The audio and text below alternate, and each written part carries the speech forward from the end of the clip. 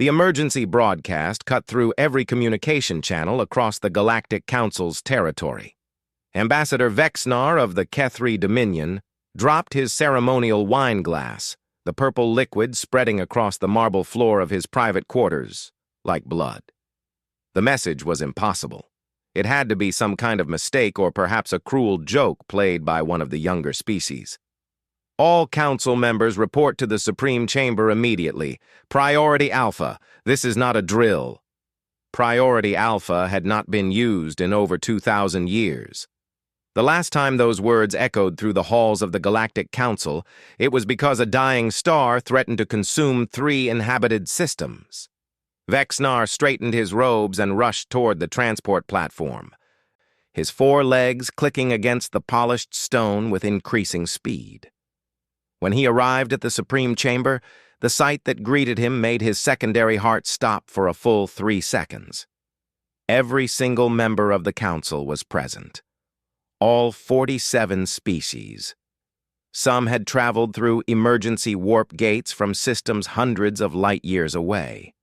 The High Chancellor herself, a massive crystalline being named Kirthana, whose body had witnessed over 800 years of galactic politics, floated at the center of the chamber with colors swirling through her form that Vexnar had never seen before. Fear. Pure, undiluted fear. "Thank you all for responding so quickly." Kirthana's voice resonated through the chamber, translated instantly into 47 different languages. "I will not waste time with formalities. 6 hours ago, our deep space monitoring station at the edge of the Void territories detected something that should not exist." The massive display screen behind her flickered to life. It showed a region of space that every species in the chamber knew well. The Void territories. A dead zone spanning 300 light years in every direction. A graveyard of dust and debris where nothing lived, where nothing could live. Because 3,000 years ago, the Galactic Council had made absolutely certain of that. "Sensors detected a fleet," Kirthana continued. "Not just any fleet. The largest concentration of ships ever recorded in galactic history. Over 100,000 vessels.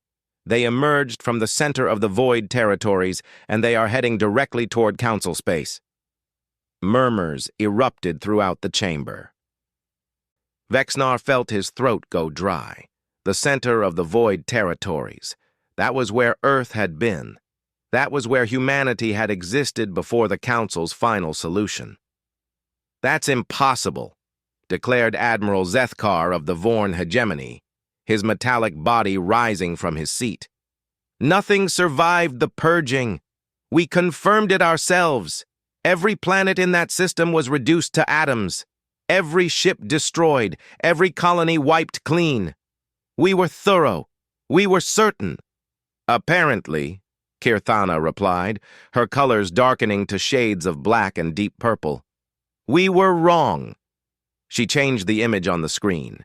It zoomed in on the approaching fleet, and the chamber fell into complete silence. The ships were unlike anything the Council had ever seen. They were sleek and dark, absorbing light rather than reflecting it.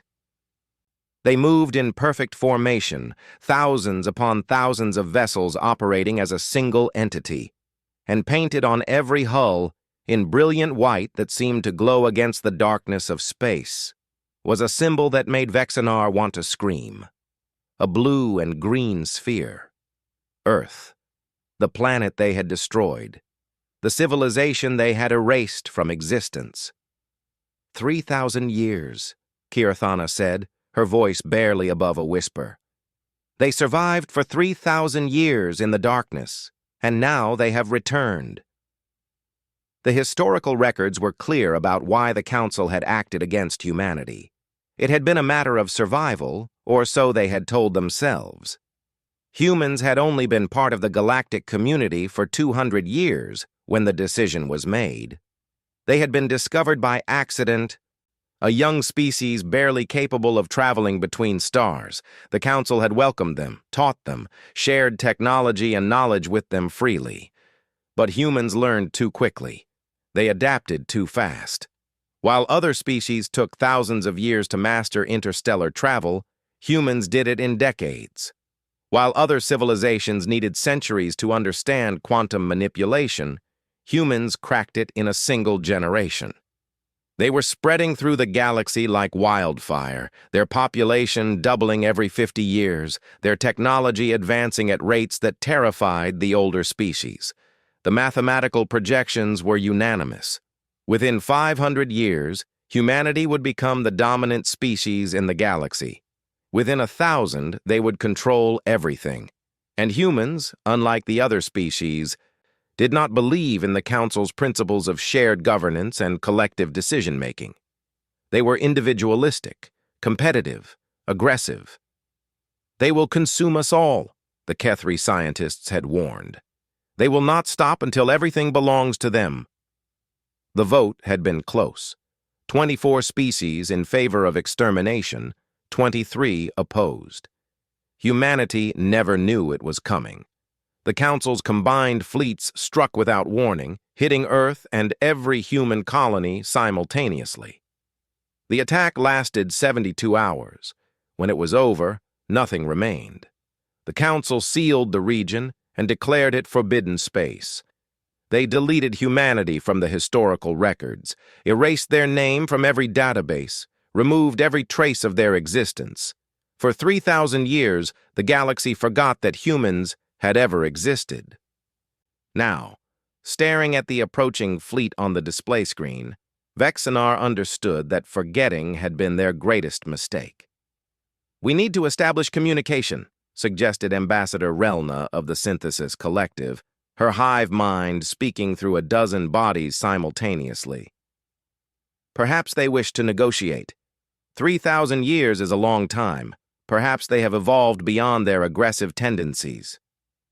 "Look at their formation," Admiral Zethkar responded. "That is not a diplomatic mission. That is an invasion force. They are coming for war." "Then we will give them war," declared War Chief Gornax of the Bruthar Empire, his massive frame rising to its full height. "We destroyed them once. We will do it again." "With what?" Kirthana asked. "Our combined military forces number approximately 20,000 ships. They have 100,000. And look at those vessels. Our sensors cannot even determine their power output. They are using technology we do not recognize, technology that should not exist."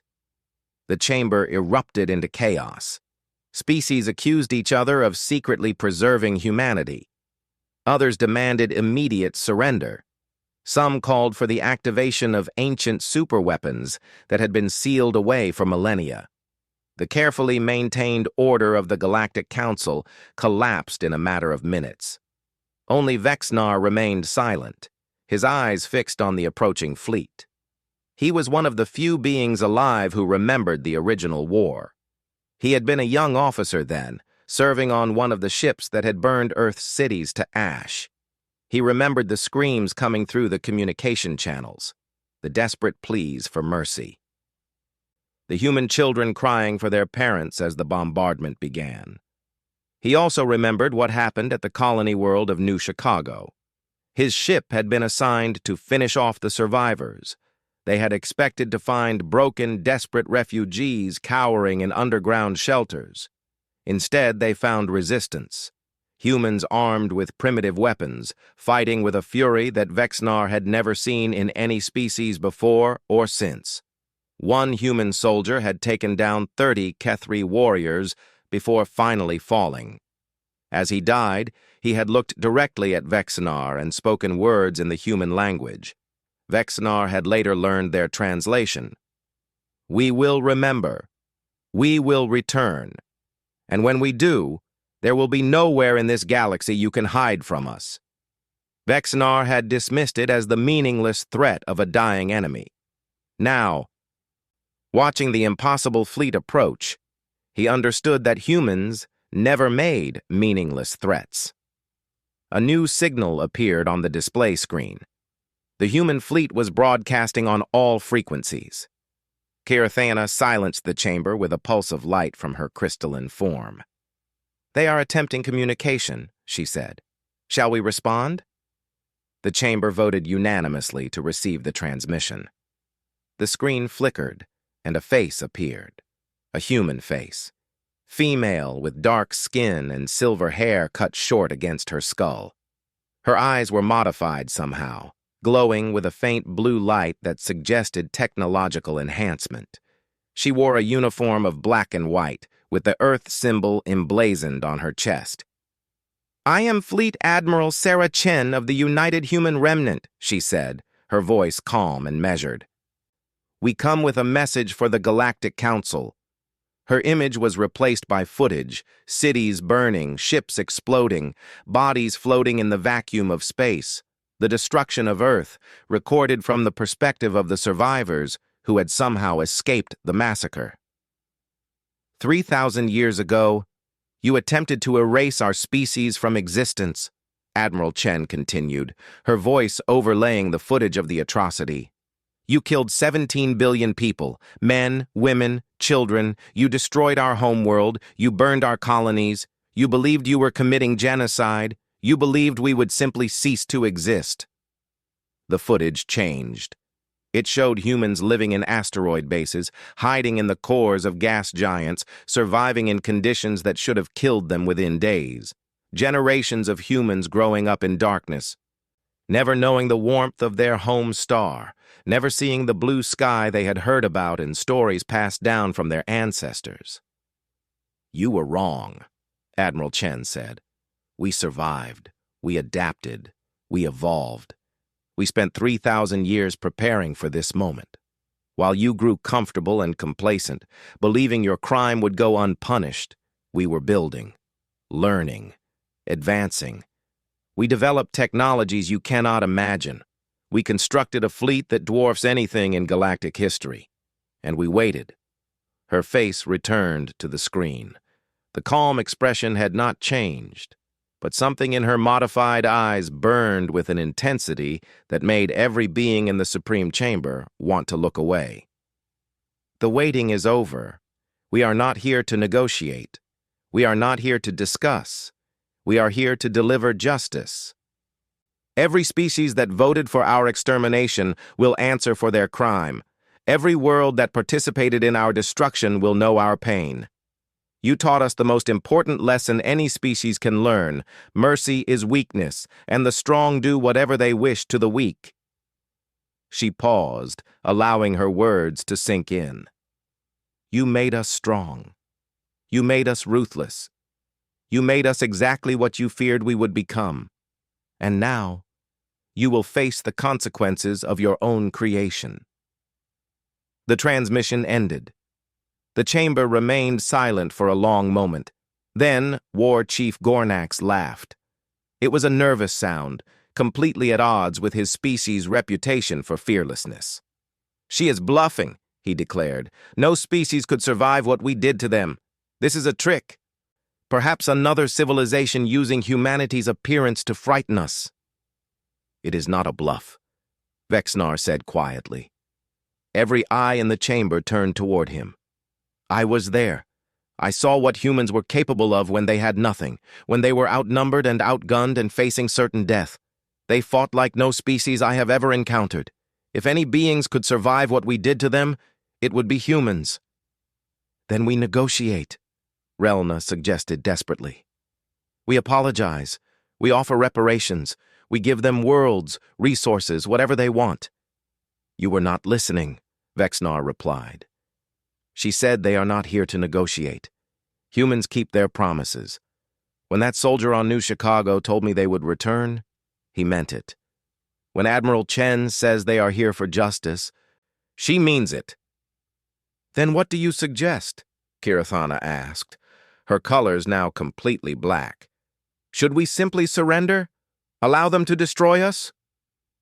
Vexnar looked at the screen, at the approaching fleet that represented 3,000 years of hatred and preparation. "I suggest," he said slowly, "that we pray to whatever gods we believe in, because nothing else is going to save us from what we created." The fleet continued its advance. 100,000 ships, carrying the descendants of a species that had refused to die. They had survived in the darkest corners of the galaxy, breeding their hatred across generations, perfecting their vengeance with a patience that no other species could match. And now, they were coming home. Across Council space, alarms began to sound, military forces mobilized, defensive grids activated. Politicians gave speeches about courage and unity. But beneath all the preparation, beneath all the bravado, every species in the galaxy understood the same terrible truth. The humans had come back, and they had not come to talk. The first shots of the war were fired 3 days later, when the human vanguard reached the outer colonies of the HFY Dominion. The battle lasted 4 minutes. 17 HFY warships were destroyed. 0 human ships were damaged. The colony's population of 3 million was evacuated by the humans and relocated to a neutral system, unharmed. It was the beginning of the end for the Galactic Council. But it was only the beginning for humanity. 3,000 years of darkness had taught them patience. 3,000 years of survival had taught them strength. And 3,000 years of hatred had taught them exactly how to make their enemies suffer. The galaxy had created a monster. Now, it would face the consequences. The war room aboard the UHR Remembrance hummed with activity as Admiral Sarah Chen studied the holographic map of Council space. Red markers indicated fallen enemy positions. Blue markers showed human fleet deployments. In the 6 months since their emergence from the Void territories, humanity had conquered 37 star systems and neutralized the military forces of 4 Council species. "Status report," Chen commanded, her enhanced eyes scanning the data streams flowing across her neural interface. Captain Marcus Webb, her chief tactical officer, stepped forward. He was young by fleet standards, only 42 years old, but his family had served in the military since the Generation ships first fled Earth's destruction. His great-grandmother had been one of the engineers who designed the first stealth vessels that allowed humanity to survive undetected. "The HFY have fallen back to their core systems," Webb reported. "Their military is effectively destroyed. The Vorn hegemony is attempting to regroup near the Spiral Nebula, but our intelligence suggests they lack the resources for a sustained campaign. The Synthesis Collective has requested a ceasefire." "And the other 21 species who voted for our extermination?" "Scattered. Some are fortifying their homeworlds. Others are trying to flee beyond Council space. A few have attempted to hide their populations on uninhabited worlds, hoping we will not find them." Chen nodded slowly. The initial phase of the campaign had gone exactly according to plan. 3,000 years of preparation had given humanity advantages that the Council could not hope to match. Their ships were faster, their weapons more powerful, their strategies more sophisticated. But more than technology, humans possessed something that no other species in the galaxy understood. They remembered. Every human child born in the dark years after the purging grew up hearing stories of what had been taken from them. They learned about Earth's blue oceans and green forests. They studied images of sunsets and starlit skies. They memorized the names of the 17 billion who died and the worlds that were destroyed. The hatred was not simply emotional, it was cultural, it was genetic, it was the very foundation of who they had become. "The Collective's ceasefire request," Chen said. "What are their terms?" "Full surrender. They offer their technology, their resources, and their territory. They ask only that we spare their civilian population." The Collective voted in favor of the purging. "Yes, Admiral. They claim that the decision was made by previous generations, that current members of the hive mind bear no responsibility for actions taken 3,000 years ago." Chen turned away from the holographic display and walked toward the observation window.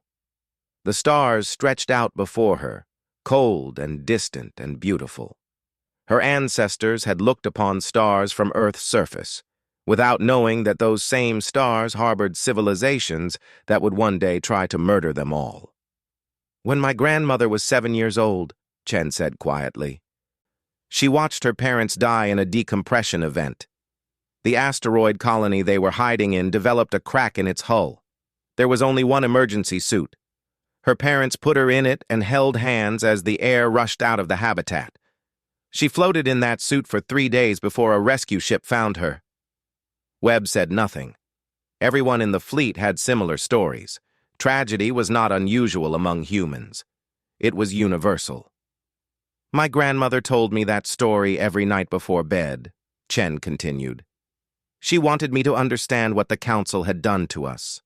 She wanted me to carry that weight, that knowledge, that rage. She died believing that one day we would make them pay. The Synthesis Collective voted to murder her parents, to murder everyone she ever knew, to murder every human being in existence. She turned back to face Webb, her modified eyes glowing brighter. Tell them their request is denied. They will face the same judgment as all the others. The campaign continued. Human forces swept through Council space with a precision that terrified their enemies. They did not slaughter indiscriminately, despite what the Council had expected. Instead, they were surgical. Military targets were destroyed. Infrastructure was captured intact. Civilian populations were relocated to safe zones and provided with supplies. The humans wanted their enemies to survive. They wanted witnesses to their power. They wanted the galaxy to understand that humanity could have wiped out every species in existence, but chose instead to demonstrate something far more frightening than savagery: control. Commander Alexis Torres led the assault on the Kethri homeworld of Vex Prime. Her squadron of 200 vessels faced a defensive fleet of 3,000 ships, the last desperate stand of a species that had once considered itself superior to all others.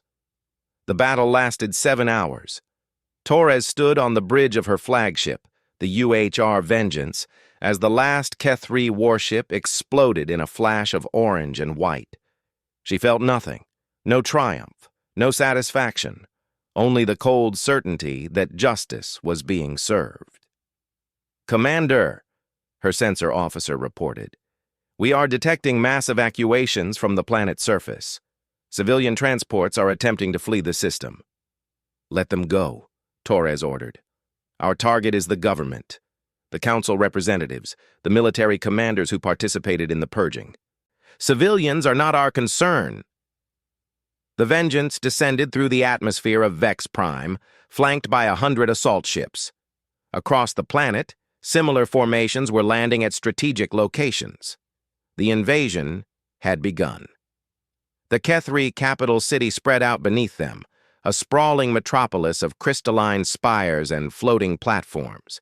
Millions of citizens fled through the streets, their four-legged bodies creating waves of motion that looked almost beautiful from above. Torres remembered the footage of human cities during the purging, the panic, the chaos, the desperate, futile attempts to escape. Her grandmother had been born on New Chicago. Her grandfather had died defending it. "Ground teams deployed," her operations officer announced. "Targets are being secured. Resistance is minimal." Minimal. The Kethri had believed themselves warriors once. They had sent their finest soldiers to participate in the purging, had taken pride in the thoroughness of their extermination efforts. Now, facing human ground forces equipped with 3,000 years of advanced technology, they surrendered within minutes. Torres watched the operation unfold on her tactical display. Green markers indicated captured targets. Each marker represented a Kethri official who had either voted for humanity's destruction or participated in its execution. There were thousands of them. The Kethri lived long lives, and some who had been young officers during the purging were still alive today. They would face human justice. Across the galaxy, similar scenes played out.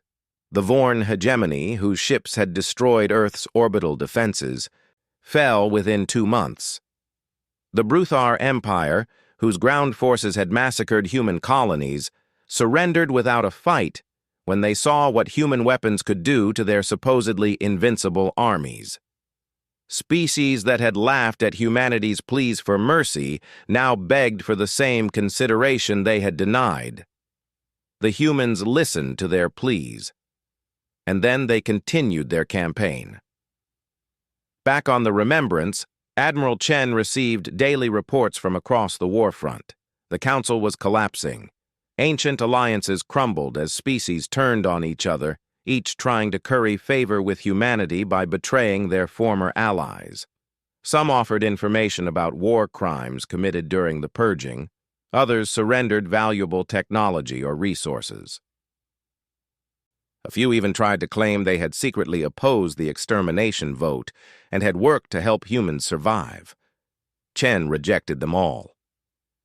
"Admiral," her communications officer interrupted, "we have received a priority transmission from the Galactic Council. They are requesting a summit meeting to discuss terms of surrender." "Who sent the message?" "High Chancellor Kirthana herself.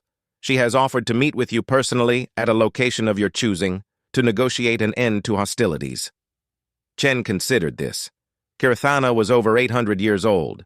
She had been a junior diplomat during the purging, not yet senior enough to cast a vote, but certainly old enough to understand what was happening. She had risen through the ranks in the centuries that followed, eventually becoming the most powerful political figure in the galaxy. "Except," Chen said, "tell her to come to the Remembrance, alone. If I detect any escort vessels, any weapons, any transmissions to Council forces, I will destroy whatever ship she arrives in and resume the campaign without further discussion." The meeting took place 3 days later in the observation lounge of the Remembrance. Chen waited alone, standing before the massive windows that looked out upon the human fleet. 100,000 ships arranged in perfect formation, a testament to what humanity had accomplished in the darkness. Kirthana arrived precisely on time. Her crystalline form shifted colors as she entered the room, displaying patterns that Chen's neural interface translated as anxiety, fear, and something that might have been grief. "Admiral Chen," the High Chancellor said, her voice resonating through the chamber, "thank you for agreeing to meet. You wanted to surrender. I am here to accept your unconditional capitulation." Kirthana's colors darkened. "I came to propose terms that might allow both of our peoples to coexist. The Council is prepared to offer substantial reparations, territory, technology, resources, whatever humanity requires to rebuild what was lost." "What was lost?" Chen repeated slowly. "You speak of 17 billion lives as though they were property that can be replaced. You speak of our homeworld as though a few star systems could compensate for its destruction. You understand nothing." "Then help me understand," Kirthana pleaded. "I was young during the purging. I did not vote. I did not participate. Surely there must be some way to move forward, some path toward reconciliation. You did not vote because you were not yet senior enough, but you watched. You said nothing. You built your career in the aftermath, rising to power in a galaxy that had just committed the worst genocide in history.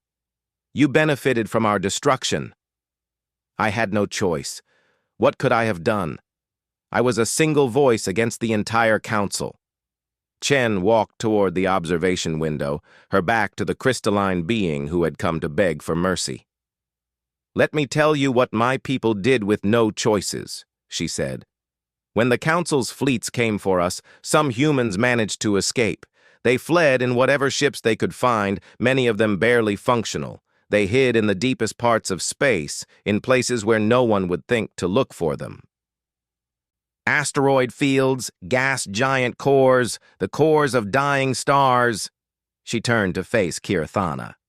"They had no food production, no manufacturing capability, no technology beyond what they had managed to salvage from the burning wreckage of our civilization.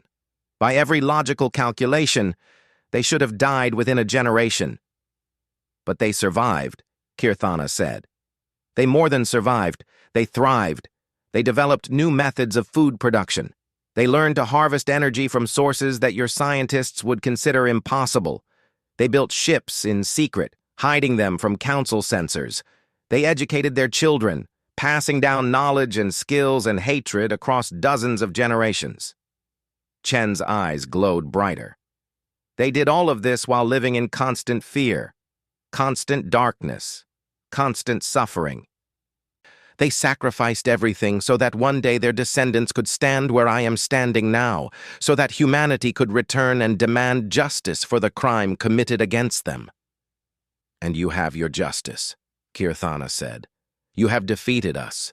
You have proven that humanity cannot be destroyed. Is that not enough? No, Chen replied simply. It is not. The meeting ended without agreement.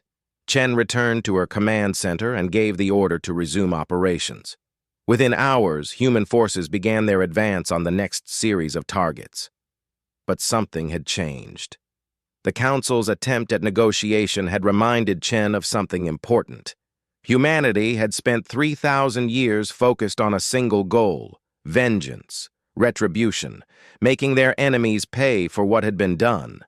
Now that victory was within reach, Chen found herself asking a question that no human had considered in millennia. What came next? The war would end. The Council would fall. Every species that had voted for humanity's destruction would face consequences. But what then?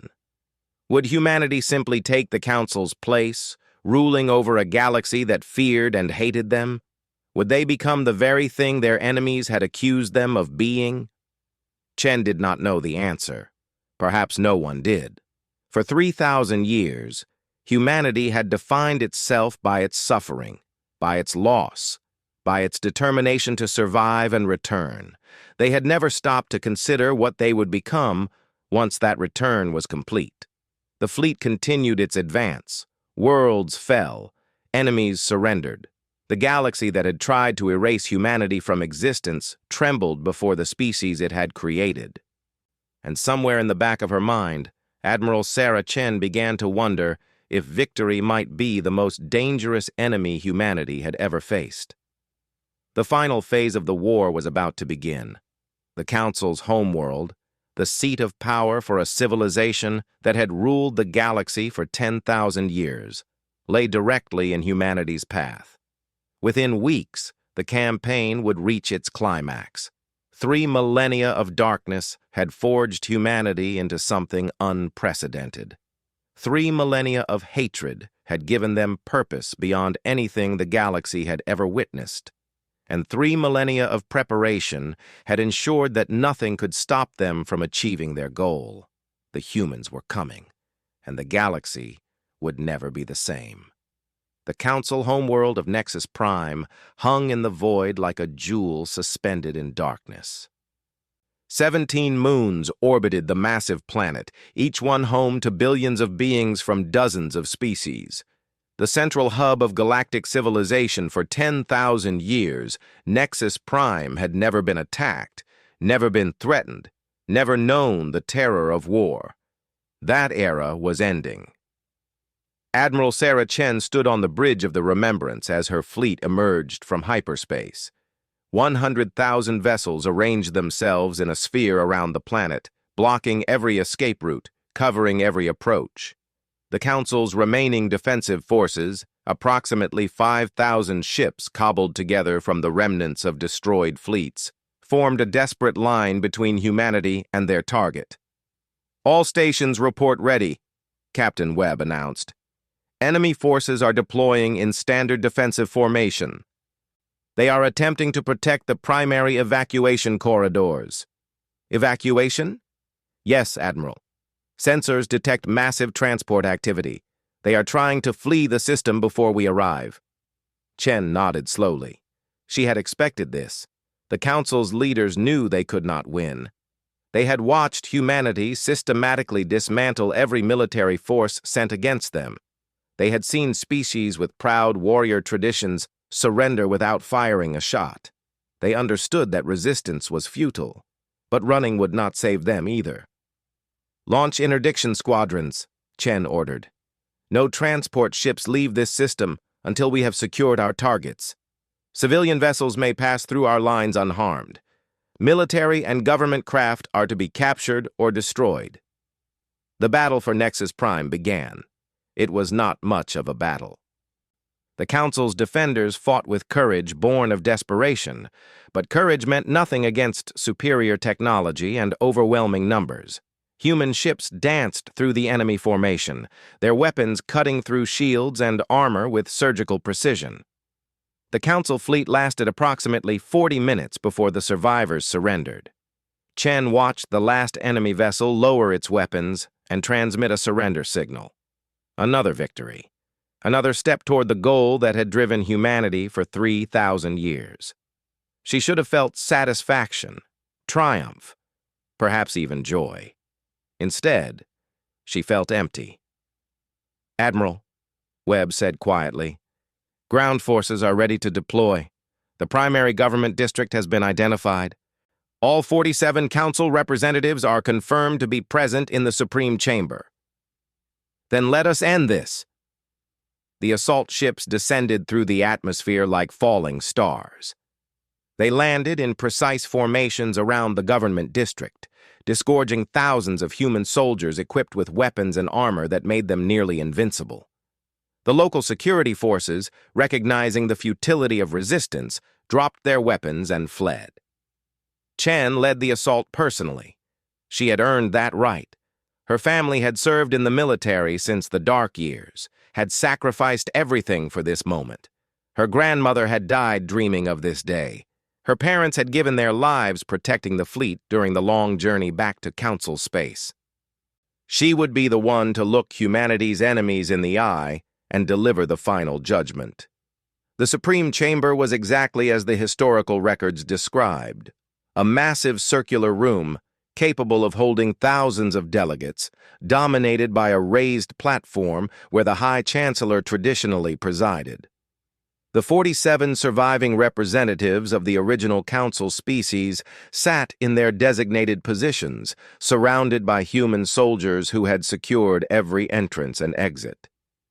Chen walked to the center of the chamber and looked up at the beings who had ordered her species' extinction.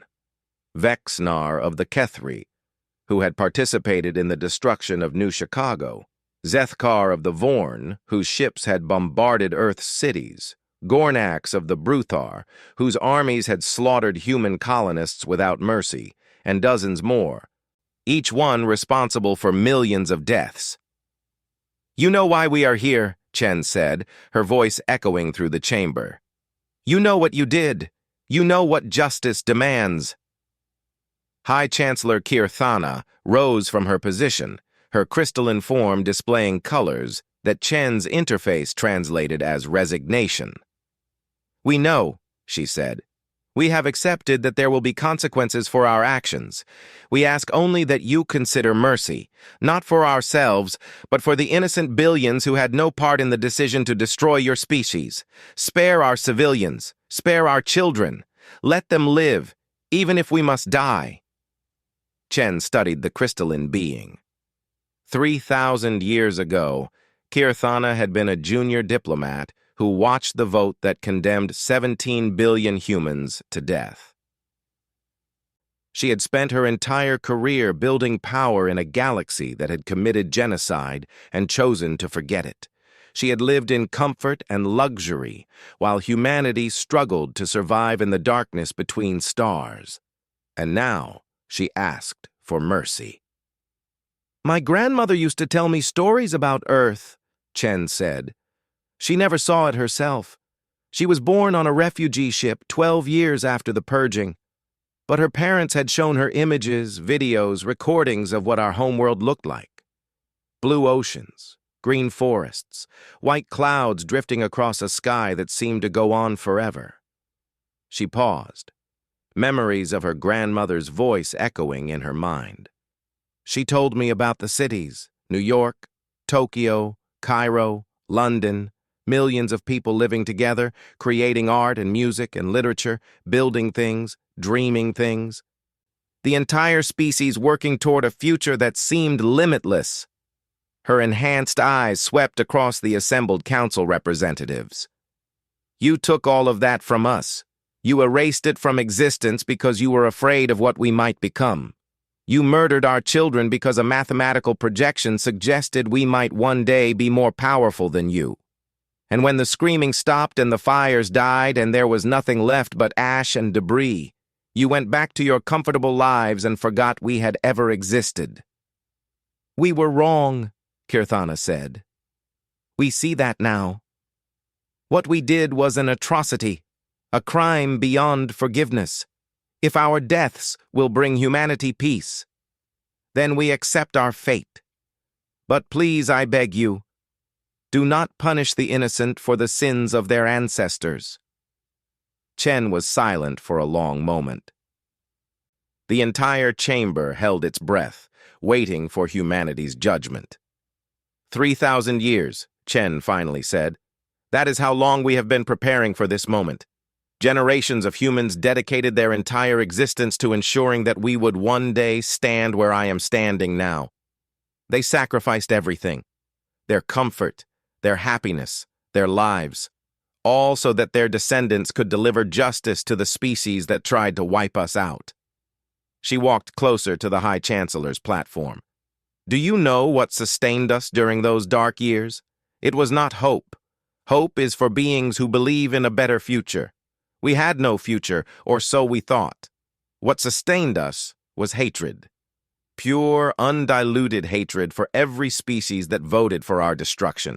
That hatred was passed down from parent to child, generation after generation, until it became part of who we are. And now? Kirthana asked. Now that you have won? What will you do with that hatred? It was a question Chen had been asking herself for months. The war was essentially over. The council had fallen. Every species that had participated in the purging had been defeated. Humanity had achieved the impossible. They had returned from extinction and conquered the galaxy. What came next? When I was young, Chen said slowly, my grandmother told me something that I did not understand at the time. She said that vengeance was necessary, but it was not enough. She said that one day, when humanity had proven itself, we would face a choice. We could become what our enemies feared we would become. Conquerors, tyrants, the dominant species that crushes all others beneath our feet. She paused. Or we could become something else, something better, something that the council never imagined possible. Chen turned to face her soldiers, the men and women who had followed her across the galaxy, who had fought and bled and died for humanity's cause. 3,000 years ago, the Galactic Council looked at humanity and saw a threat. They saw our potential and decided that the only way to deal with it was extermination. They were wrong, not because we were harmless, but because they never considered that our potential might be directed toward something other than dominance. She turned back to the council representatives. You will face justice. Every being in this room who participated in the purging will answer for their crimes. Trials will be held. Evidence will be presented, and those found guilty will be punished according to the severity of their actions. Kirthana's colors shifted to something that might have been surprise. Trials. Did you expect mass executions, public torture, the complete annihilation of your species? Chen shook her head. That is what you would have done. That is what you did do. But we are not you. We never were. She activated her neural interface, transmitting orders to the fleet commanders stationed throughout the system. Civilian populations will not be harmed. Worlds that did not participate in the purging will not be touched. Species that voted against humanity's destruction will be offered alliance rather than subjugation. We will be conquerors, yes, but we will also be builders, protectors, the guardians of a new galactic order that does not solve its problems through genocide. The chamber erupted in murmurs. Council representatives who had expected death now stared at the human admiral with expressions ranging from confusion to disbelief. Some wept. Others fell to their knees in gratitude. Vexnar of the Kethri rose from his position. He was ancient now, his body failing after centuries of life, but his eyes remained sharp. "Why?" he asked. "After everything we did to you, after 3,000 years of suffering and hatred, why would you show mercy?" Chen considered the question. It was a fair one. By every measure of justice, humanity had earned the right to do whatever they wished to the species that had tried to exterminate them. They could have burned every council world to ash.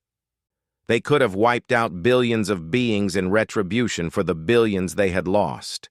The galaxy would have understood. "Because mercy is not weakness," Chen finally answered. "That is what you taught us when you tried to destroy us. You believed that compassion made us vulnerable, that our willingness to cooperate and compromise and coexist was a flaw that would one day be exploited. So you struck first, eliminating the threat before it could materialize." She smiled, and there was something ancient in that expression, something shaped by 3,000 years of darkness. "You were wrong. Mercy is not weakness. It is strength. The strength to rise above what has been done to you. The strength to break the cycle of violence that would otherwise continue forever. The strength to become something better than your enemies ever believed possible." Chen walked toward the exit of the Supreme Chamber, her soldiers falling into formation behind her. "We are humanity. We survived your extermination. We conquered your galaxy. And now, we will rebuild it. Not as tyrants, but as partners. Not as destroyers, but as creators. We will show every species in existence what you failed to understand 3,000 years ago." She paused at the doorway and looked back at the assembled council representatives. "Humans are not to be feared. We are to be respected. And that respect will be earned not through the destruction we are capable of, but through the civilization we choose to build." The trials began 3 months later. Every being who had participated in the purging faced judgment before a tribunal composed of human judges and representatives from the neutral species. Evidence was presented. Testimonies were heard. Verdicts were rendered based on individual guilt rather than collective punishment. Some were executed. The architects of the genocide, the commanders who had given orders to destroy civilian populations, the politicians who had advocated for complete extermination rather than any alternative solution. Their deaths were quick and dignified, witnessed by the galaxy as proof that justice had been served. Others were imprisoned. The soldiers who had followed orders, the bureaucrats who had enabled the machinery of death, the citizens who had celebrated humanity's destruction, they would serve sentences proportional to their crimes, with the possibility of eventual release and rehabilitation. And many were simply released. The innocent, the young, those who had been born after the purging and bore no responsibility for the sins of their ancestors. They returned to their worlds and their lives, carrying with them the knowledge of what humanity had chosen not to do. Admiral Chen retired from military service 5 years after the war's end. She had accomplished everything her grandmother had dreamed of, had fulfilled the promise made by generations of humans who had lived and died in darkness. Now, she wanted something different. She purchased a small piece of land on a world in the former Kethri territory. It was a beautiful planet, with blue oceans and green forests and white clouds drifting across a sky that seemed to go on forever. Not Earth, but close enough. She built a house with her own hands, using skills that her ancestors had passed down across 3 millennia. She planted a garden and raised animals and watched the sun rise over mountains that had never known the footsteps of human beings. And sometimes, late at night, she would stand on her porch and look up at the stars and think about everything humanity had endured to reach this moment. The darkness, the suffering, the hatred that had sustained them when nothing else could. They had earned their vengeance. They had conquered the galaxy. And then, they had done something that no one had expected. They had chosen to be better. Across the cosmos, humanity spread outward once again. They built colonies on 1,000 worlds, established trade routes that connected species that had been enemies for millennia, created art and music and literature that reflected their unique perspective on existence. They became teachers and healers and builders, sharing the knowledge they had accumulated during their long exile with civilizations that were still learning to walk among the stars. The Galactic Council was dissolved and replaced with a new governing body, one that included representatives from every sentient species and operated on principles of equality and mutual respect. Humanity took its place at the table not as conquerors, but as partners. Their voice was one among many, their vote equal to the smallest species in the assembly. It was not the empire that the original council had feared. It was something far more powerful. A family. 3,000 years after the galaxy tried to erase them from existence, humanity had returned not just to survive, not just to conquer, but to transform. They had taken the hatred that had sustained them through the darkest chapter of their history and transmuted it into something new, something unprecedented, a civilization built not on fear but on hope. And somewhere in the collective memory of a species that had refused to die, 17 billion voices whispered their approval. Their descendants had come home, and they had made it mean something.